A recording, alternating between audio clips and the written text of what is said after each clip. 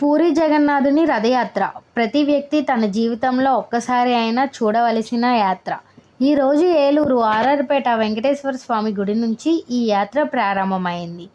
మనకి పూరిలో ఎక్కువ అట్రాక్ట్ చేసేది ఈ పూరి జగన్నాథుని విగ్రహాలు. ఇంతకీ మీకు ఈ విగ్రహ విశిష్టత తెలుసా మీకు?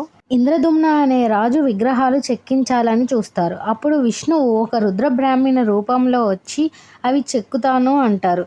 కానీ ఒక షరతు ఉంది అంటారు. విగ్రహాలు చెక్కే సమయంలో ఎవరూ రాకూడదు అని చెప్తారు. ఇంకా రాజు దానికి ఒప్పుకొని విగ్రహాలు చెక్కమంటారు. కానీ కొన్ని రోజుల తర్వాత రాజు భార్య లోపల నుంచి ఎటువంటి శబ్దాలు రావట్లేదు, బ్రాహ్మణుడు మరణించి ఉంటారు, ఒకసారి చూడమని రాజుతో చెప్తుంది. తలుపు తీసి చూడగా బ్రాహ్మణుడు మాయమైపోతాడు. విగ్రహాలు సగమే చెక్కి ఉంటాయి. ఇంకా తను చేసిన తప్పును తెలుసుకొని రాజు బాధపడుతూ ఉండగా విష్ణు కలలోకి వచ్చి నేను భక్తులకి ఇలానే దర్శనం ఇస్తాను అని చెప్తారు. అవే మనం ప్రస్తుతం దర్శనం చేసుకుంటున్న విగ్రహాలు.